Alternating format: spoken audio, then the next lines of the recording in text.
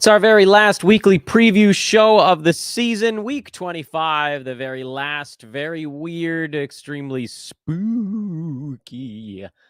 No, it's not Halloween, it's an eclipse. We had a solar eclipse that those of us in Southern California got to see a very small fraction of. The rest of you saw something a little bit more cool. And those of us who didn't have any protective eyewear saw nothing at all, but it does lead us into one of, if not the strangest weeks of this 2024 portion of the 23-24 NBA season. The in-season tournament week was arguably the weirdest schedule on the 2023 side. And then with the All-Star week, it gets combined into two. But this is a strange one. First of all, hi. It's me again. It's Dan Besbris, your friendly host. Happy to have you guys here. This is Fantasy NBA Today. It's the weekly preview, weekly lineup, whatever you want to call it, edition. And it's our last schedule breakdown show of 2023-24. Because after today, there's no reason. We will just be repeating ourselves from this show. Why? Well, I'm going to share the last week of the NBA schedule on the screen for those that are watching on a video feed. And it's going to be extremely zoomed in because there's only 7 days left on the board. But the first thing you'll notice is that there aren't any games 2 of the 7 days this week. I did a little color coding along the top bar. 4/8, that's today, April 8th. April 13th, that's Saturday. No games. None. Not one. Now, today you've got college basketball. I mean, college basketball is pretty much the reason for all this stuff. No games. Okay. That would be a screwy enough week. But we also have 2 15-game days blended in just for funsies. That's Friday, the 12th. Every single team in the NBA plays. And Sunday, the 14th, the last day of the regular season, everybody also plays. Okay. So now you've got 4 days where there really isn't anything that you could do other than, if you have 6 injured guys on Friday or Sunday, you could try to swap one out for somebody who's actually playing. What's that? That's not enough?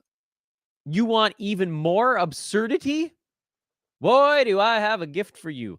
Tuesday, tomorrow, is a 14-gamer.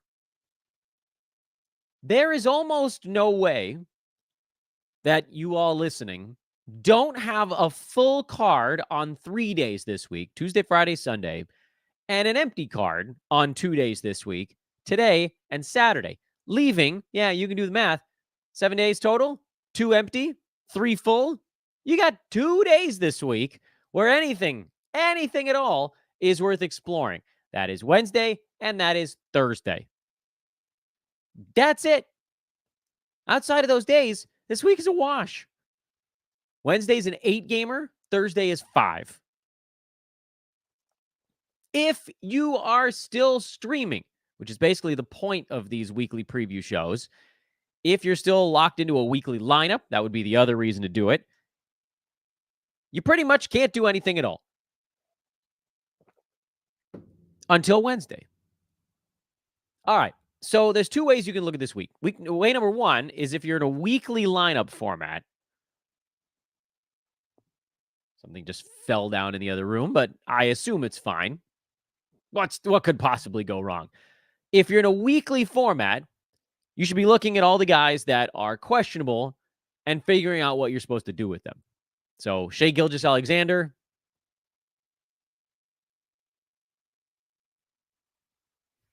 he's missed 4 games in a row, and we have no idea if he's playing in any of their final 4. I don't know how you bench him, though. Anthony Davis with his eye, you probably have to play him. Kawhi Leonard, they're hoping to have him back by midweek. I mean, feels like you kind of have to play him. Tatum, Steph, Donovan Mitchell, probably trying to play these guys. Jalen Williams in OKC. He's out for 4 games as well. It's hard to say, you know? It's some of the toughest decisions you can make. You kind of have to try to read the tea leaves a little bit. Minnesota's trying to get Cat back. You know, Tobias Harris has been out with his sore knee. He was ruled out just a couple hours before their last ball game. So the hope is that he'll get into some of these games this week. Very, very difficult decisions. But if you can get 2 out of a lot of the superstar level guys we just talked about, then you kind of have to do it. What about daily formats? Because that's where things get, I don't want to say easier, but yeah, a little bit easier.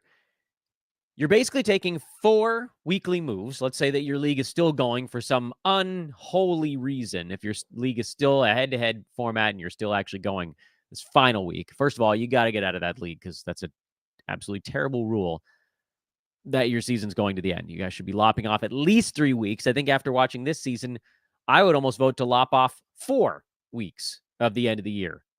I hate it. Because I like playing as many games as humanly possible, but I think you kind of have to chop off 4 weeks next year. But if you are in a daily league, somehow going to the end of the regular season, again, heaven help you, but you basically want to move 2 guys on Wednesday and 2 guys on Thursday.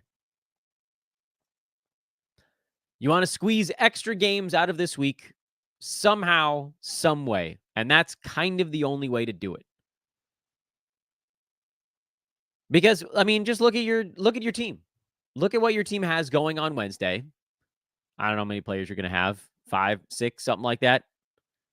I don't have any head-to-head leagues still going. I'm just looking at a Roto league right now that has 5 bench slots. My team has 7 out of 15 guys playing on Wednesday, which is pretty close to where you'd be. Again, just over half the league is playing. So, you know, if you have a 15 roster, you probably have about 8 guys going. If you have a 13 roster, you probably have about 6 guys going, something in that neck of the woods. What you should probably be doing there is, first of all, looking to see, is there anyone on my team that doesn't play on these 2 days? Okay, well, first of all, it's very hard to do with this screen zoomed in like this. I think we need to zoom back out, even if it looks a little silly. And it does. You guys can see parts of the previous weeks, too, as we scan the board. There are teams that are not going Wednesday, Thursday. One of those teams is Indiana. The Lakers are another one. The Philadelphia 76ers are a third, and the Washington Wizards are a fourth. One thing that those teams all have in common is that Indy, LA, Philly, Washington, they are the rare 3-game weeks. They play on only the ultra-high traffic days. So they have very bad schedules. I'll repeat those teams if you need me to. The Indiana Pacers have a terrible schedule, but you're not going to do anything about it until Wednesday. The LA Lakers have a terrible schedule. The Philadelphia 76ers and the Washington Wizards. These teams have bad schedules because if you don't have somebody on those teams that's a bona fide superstar, you can move off of them and you're not going to lose any games basically all week because they're all in overflow days. Are there any teams that go back-to-back on Wednesday, Thursday? Nope. So there isn't a single move you can make that turns, say, a Wizard, like let's say you're streaming Corey Kispert, which is fine. He's been pretty good with Kuzma missing time. Or, I don't know, Lakers, it's someone like a Rui Hachimura who's been pretty good lately. Philly, not so many outstanding streaming options. Indiana's had a couple of kind of above fringe level guys. Even like a TJ McConnell has been pretty good lately. But these guys, you can ride them out through tomorrow. And then on Wednesday, you're going to move them for somebody who plays on Wednesday. This is the easy decision. Look at your team. If you have anyone from those 4 clubs, and odds are you probably have one. Again, this is for daily leagues going to the end of the season, which is idiotic in its own right, but it does happen. You move 2 of those guys, hopefully. If you have 2, that's what you do. If you have 1, you move 1 for a guy on Wednesday, and then you turn that guy into a dude who plays Thursday. And again, we talked about this on Friday's streaming show. Every single player that plays on Thursday plays Thursday, Friday, Sunday. So you don't have to worry about moving that guy again. Preferably, you can get somebody good on that Thursday card. I know it's only a 5-gamer, but at this juncture of the season, there's so many weirdos playing that, yeah, I mean, Boston has a back-to-back in there, so you probably can go like a Peyton Pritchard. Chicago, Andre Drummond has been useful these days. Detroit has plenty of streamers. They play on Thursday. Warriors, Rockets, Pelicans, Knicks, Blazers, Kings, Jazz. There's plenty of streamers you can pick up on Thursday that will take you through to the end of the week. And then Wednesday with 8 games, you'll also have plenty of options as well. The nice thing is you don't have to look for a specific like scheduling component. You're just picking up the best guy on Wednesday and then switching him out for the best guy on Thursday. That's all you have to do with that pair of moves. If you have 2 guys on teams with really bad schedules, you just do that twice. Easy solution to your week. But if you only have 1 guy who plays on, who has no games on Wednesday and Thursday, now you're stuck basically using 2 roster moves to get 1 bonus game. And I still think it's probably worth it. Or you have a couple avenues you can go here. So stick with me for a minute. I'm not in favor of saving roster moves for Friday, Sunday. I think in all likelihood, you will have at least 10 of your guys healthy and starting if you have 14 or 15 roster slots. If you only have 13, which I don't know, man. Yahoo leagues are over, so this shouldn't be a problem anymore. But let's say you only have 13 roster slots. Okay, fine. You know, you might have 4 or 5 guys that are listed out. But kind of just have to play the odds that you're going to have 10 guys going. So here's what you can do. So again, the best option is take one of those teams that has no games on Wednesday and Thursday. Use a move on Wednesday. Use another move on Thursday. Outstanding. Outstanding. You get 1 extra game for each move you make. I know normally when we're streaming, we talk about getting more than 1 move, more than 1 extra game, for each move we make, with the optimum being 2 extra games over some number of days that's longer than 2. It's like you're not switching a nothing to a back-to-back. It uses up too many roster moves. This week is so different because it's condensed into a 2-game week. You don't have to worry about long streaming for 4 or 6 or 7 or 9 days. You only have to worry about 2. And there are no back-to-backs. So there's literally no way to turn 1 roster move into 2 bonus games. The best you're going to get is 1 move for 1 additional game. The best way to do it is to take one of those teams that has no games in there and you switch them for somebody who plays on Wednesday and somebody who plays on Thursday. The second best way to do it is to take somebody who plays on Wednesday, but not on Thursday, and after their game on Wednesday, swap them out for another dude on Thursday. So that is another way to get 1 bonus game per roster move. The unfortunate thing about that is that the guy you're dropping after their Wednesday game is probably better than the guy you're picking up on Thursday. But hopefully they're so far down on your board, so they're like the 12th, 13th, 10th, 11th, 12th, 13th best player on your team, that the guy you drop them for, even if you don't use that guy on Friday, Sunday, you can like slot in your 11th best player if you drop your 10th best player and there isn't that much of a drop-off, less certainly than what you get out of streaming on Thursday. And then the third way is you gain less than 1 game played. You take someone on your team that does play Thursday, you switch them for someone who plays on Wednesday, and then back to someone who plays on Thursday. That's kind of the worst method, but it still gets you 1 extra game played for 2 roster moves. So again, there's 2 ways to get 1 bonus game played per roster move. It's take the teams that have nothing Wednesday, Thursday, or take a team that has a guy that plays basically Tuesday, Wednesday, or just Wednesday, which does anybody go Wednesday that doesn't play on Tuesday? Brooklyn, Cleveland. Which, by the way, if you're like, Dan, should I drop my Net or my Cavalier? My answer is probably not, because you probably don't need any more games played on Tuesday. You're probably pretty full unless you have a bunch of those guys. If you have like 3 Cavs and a Net, you might have room for someone on Tuesday. But in all likelihood, you don't have that. You probably don't have more than 3 guys between those 2 teams. So you can just hold those guys through their game on Wednesday and drop them on Thursday. So drop your player that played on Wednesday on Thursday, pick somebody up who plays Thursday, Friday, Sunday, or drop the guys that don't play Wednesday, Thursday on Wednesday for someone who plays on Wednesday, and then drop that guy again on Thursday. And that's basically the way you run your weekly schedule because, again, you only have to worry about 2 days. It's a 2-day No long stream, exclusively mini stream. That's it. Weekly choices are really, really, really hard right now because we just don't know. You generally want to err on the side of caution, but also if you're talking about someone, like a frickin' Shai Gilgeous-Alexander, how can you really could you really win your week without him? Almost like you need 2 games out of Shai. Maybe you even get 3. You sub in your 11th, 12th best guy for Shai Gilgeous-Alexander in a weekly format. That guy could play all 4, and it wouldn't be as good as Shai in 1 or 1.5. So that's why it's tough. You kind of have to lean towards yes among most of the really, really, really big name guys and just hope that you get 2+ games out of them. And then once you get about, past the top 40, then you could err more on the side of caution if we're talking about a weekly format. And as far as you daily folks go, the other advice that you got, and, this is a short one, but it's important, is pay very close attention to the in and out, the who's playing, who's healthy Tuesday, Friday, Sunday, so I can make sure you get all 10 live bodies going. And there's a little bit of a format to this.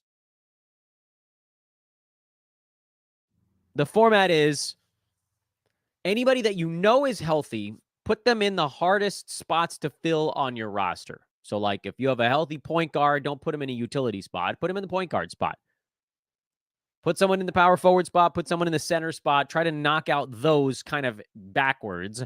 And then the guys that have all the, shooting guard, small forward, that type of stuff, forward guard, that tends to be a little bit easier to fill. And then utility is obviously the easiest one. And if you have a bunch of guys that are rotating that you don't know if they're healthy or not, make sure you get as many, and sometimes you just have to play an earlier game. Like if you have a guy who's a game time decision who plays on the West Coast at night, you might end up just not being able to play that guy because you don't know if they're in. So try to get guys into your lineup as early and as often as possible on those overload days, because the worst thing that could happen to you is accidentally starting somebody who doesn't play. You take a 0, anything is better than that. You'll really be kicking yourself if you take a 0, even more than you'd be kicking yourself if you started kind of the wrong healthy guy. With the exception, of course, being the superstar level West Coast guys like an Anthony Davis, basically, or a Kevin Durant or Devin Booker or something like that. These guys that are playing at 6, 7 p.m. Pacific time, where maybe you want to give them the benefit of the doubt. And right now, AD is that kind of one guy. The West Coast megastars. I guess Kawhi would be the other one, but I think he's already out for this next ball game. So no problem there. Okay, that's it, guys. That's our last schedule breakdown show of this regular season. We will, of course, continue to have all of our recap shows all week long. Tuesday, Wednesday, Thursday, Friday, we'll do our very last weekend review show. And then the season ends after that. And we'll start first thing, bingo, Monday morning. We'll start reviewing the year. We're going to figure out how we can continue to get better every single season. There's always stuff to learn. We're also going to talk a little bit about how to fix fantasy leagues. I think we've made some nice strides in that regard, and we'll kind of try to keep improving upon that as well. I am Dan Vespers. Thank you all for watching these shows throughout playoff season. Back to one show a day starting tomorrow. Yes, the voice held up. The body is fine. The excitement remains high. Let's stay locked in for just a few more days if you guys actually still have games going on. Shout out to those of you that are still hanging out in the chat room with us here, even at the bitter, bitter end of the season. Congrats if you're winning. Sorry if you're not. Hopefully your leagues pay out for second or third place, because with the amount of work we do, it's pretty rare that we don't get in that top few. At Dan Vespers on Twitter, please do like, rate, and subscribe, and I will see you guys tomorrow morning. We're going to talk a little bit more about the upcoming card. We'll do a little bit more of a preview. We'll talk mostly injury stuff and kind of how to address that, since there are no games tonight. I know. So this weekly preview show, the nice thing is you get to wait all the way. You shouldn't have weekly lock until all the way until 4 o'clock tomorrow. So you got plenty of time to listen to this show, plenty of time to make your adjustments, plenty of time to check the injury reports at Ethos Fantasy BK. And then you can make your call on the weekly guys. And then with head-to-head, the dailies, nothing to do till Wednesday. See you tomorrow, everybody.